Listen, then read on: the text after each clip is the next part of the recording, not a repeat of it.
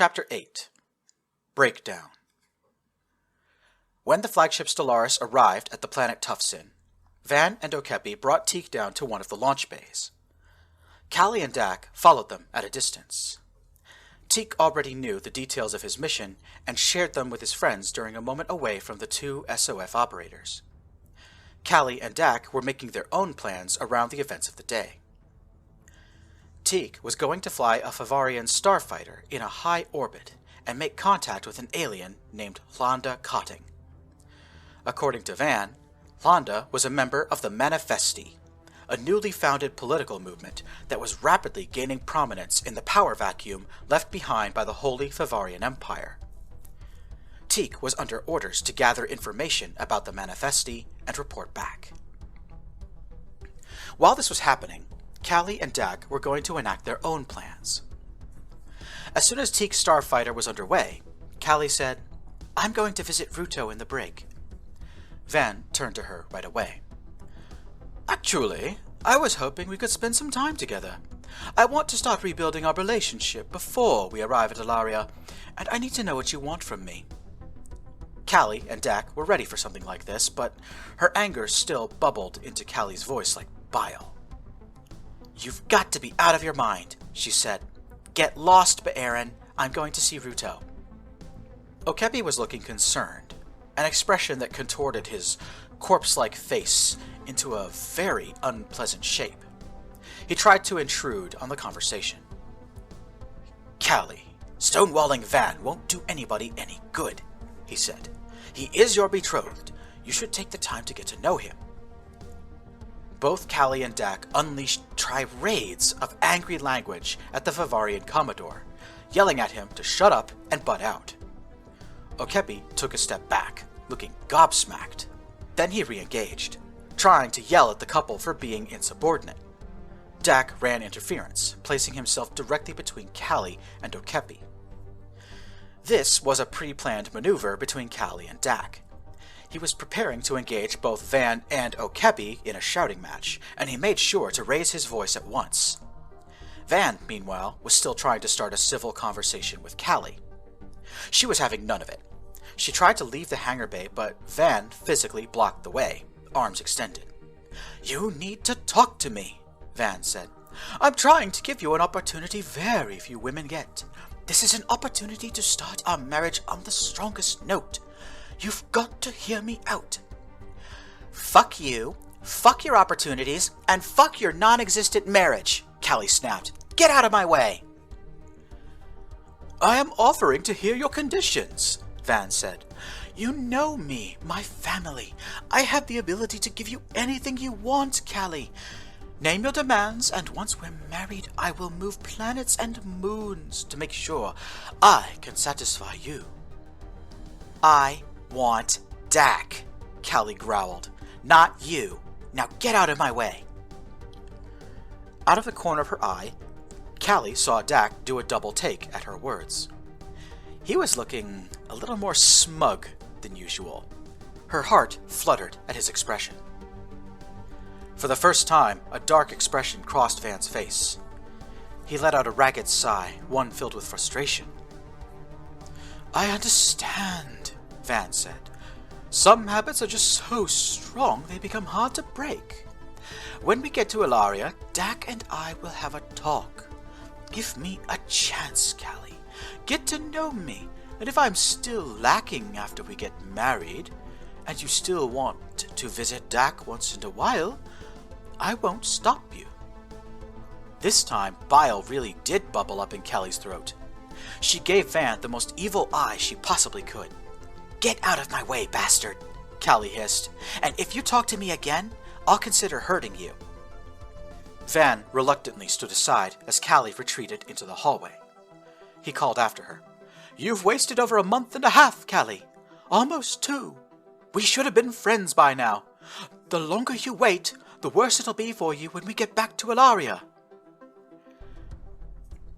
Behind her, Callie overheard an angry roar from Dak as he turned his rage against Callie's ex-betrothed. Callie made her way across the ship to the brig. Along the way, she suddenly veered off course and jumped onto one of the monorail cars that led to a completely different part of the ship. Callie traveled for about 30 kilometers and found a crew lounge. Once Callie entered the room, she used her cybernetic implants to override the security systems and locked the door behind her. Callie sat down at a comms terminal and activated the interstellar communicator. Over her head, the hologram projector flared to life. The system waited for Callie to punch in a contact number before the voice of HelperBot said, "Young lady, I am so happy to report that your parents accepted the call and will be on the line with you in just a moment. Please stand by." After a few moments, a holographic image started to assemble itself in front of Callie's desk. 3 humanoid figures took shape, a man and a woman. Callie's eyes narrowed as she realized that 2 of these people were her parents. Rin, an unpleasant-looking man directly descended from space pirate Vaki Dejir, and Eris, a self-indulgent aristocrat whose wardrobe cost as much as a starship. The third person was not anyone Callie recognized. It was an Alari man wearing the uniform of the Gendarmerie, a highly militarized police force that patrolled Alari territory. As soon as they saw her, Callie's parents reacted. "There she is!" Eris cried out. "Callie! Callie, you're okay!" "Mother, Father, I need to talk to you," Callie started to say, but for some reason the gendarme cut her off. "Wait a minute. Where is Be'erin and Insteb?" the gendarme said. "Miss Takara, have you been separated from them? Is everything all right?" "I've only just got away from them," Callie replied. "I need to talk to my parents. Who are you?" "I am Lieutenant Devarek of the National Gendarmerie," said the gendarme. "I am the officer assigned to your case, and right now, I am very confused." "As am I," said Callie's father, Rin. "Last we heard, Be'erin and Insteb rescued you and were bringing you home. They said they had the kidnapper in custody too. Where are they?" Callie's jaw fell open, and her body suddenly became very cold. "Rescue? Kidnapper?" she breathed. "What the fuck are you talking about?" Lieutenant Devarek turned to Rin and stopped him from speaking. "The AAF Special Forces cooperated with my team to carry out your rescue," he said. "Aren't Van Be'erin and Okepi Insteb with you now? They told me you were safe in their protection." Callie found her temper. "Rescue? Protection? Safe?" Callie shrieked. "Your goons kidnapped me and are holding me, my boyfriend, and 2 others hostage on this ship. I had to escape from them just now to call my parents, and you're saying those 2 are supposed to be helping me? What drugs are you using me? Van has been threatening me. He put one of my friends in the brig, and she's been there for over a month." Rin and Eris looked at one another, their faces full of dismay. "Callie, dear, Dak is the one who took you from us, and from Van," Eris said. "Just hold out a little longer. Your fiancé has taken care of everything. As soon as you come back into Alari space, you'll be safe.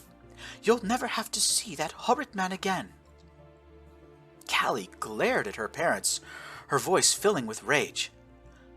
"I will never return to Alaria," Callie swore. "You hear me? This is the end.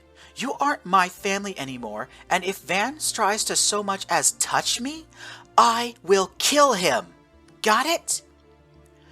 "Mr. Kara," Lieutenant Devarek interjected. "Please calm down. We are trying to help you." "And you!" Callie rounded on the hologram of the gendarme. "I really thought you would have at least checked to see if those 2 liars were lying to you. But I guess you didn't, so I'll enlighten you. I was not kidnapped by anyone until that self-centered freak Van showed up, waving his rank and status around like I would care about that sort of thing." "But you and Van are supposed to be getting married," Eris protested. "Both families have come to an agreement, and the Ratia city government has ratified all of the paperwork. It's as good as done already." "I would rather die," Callie hissed. "Tell Van he can find someone else to sign the other half of the paperwork." "Shut up and listen to your mother and father," Rin yelled at Callie, his voice distorted over the speakers. We are trying to save your life and guarantee your future." "My future?" Callie repeated, indignant. "From where I'm standing, it looks like the opposite. Give me one reason I shouldn't hang up on you right now and never contact you again. One good reason. Come on. I bet you can't." "The manifesti!" Eris cried out. Callie was taken aback, losing a bit of her anger. "Wait, I just heard about those guys earlier today," she said. "That's the really nonsensical political movement, right? The ridiculous people whose demands don't make any sense? Diplomacy via staring contests, freedom of movement for rivers, demanding the right to hold public dances in the Galactic Stock Exchange? Those guys?" "The Manifesti have experienced a meteoric rise to power," Lieutenant Devarix explained. "They have already won several seats in the Alari National Congress and are enjoying widespread popularity. They're also trying to sneak in very real reforms under their nonsensical agenda," Rin added, his voice dripping with contempt. "The Manifesti intends to do away with the aristocracy entirely. Our status, our properties, our fortune, it's all going to be seized." For just a moment, Callie was fully distracted. She racked her brains trying to understand what her father was saying. "But why would the government want to seize..." "Oh..." Vaki Dechir.